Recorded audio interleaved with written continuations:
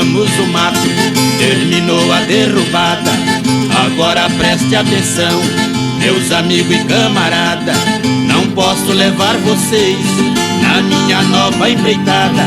Vou pagar tudo que devo e sair de madrugada.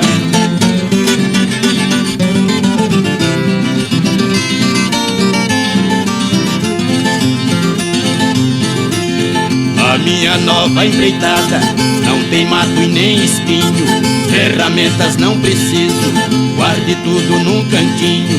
Preciso de um cavalo bem ligeiro e bem mansinho, preciso de muitas balas e um colt cavalinho.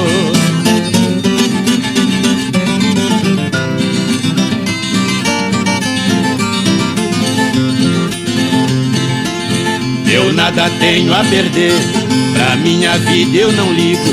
Mesmo assim eu peço a Deus que me livre do inimigo.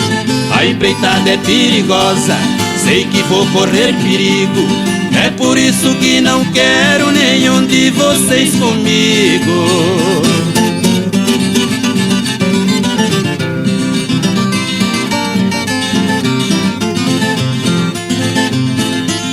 Eu vou roubar uma moça e um ninho de serpente. Ela quer casar comigo, a família não consente.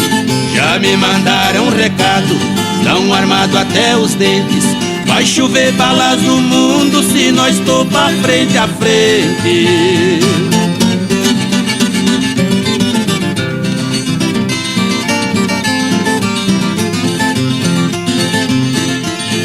Adeus, adeus, preto velho, Zé Maria e Serafim. Adeus, adeus, Paraíba, Mineirinho e seu Joaquim. Se eu não voltar amanhã, pode até rezar pra mim, mas se tudo der certinho, a menina tem que vir.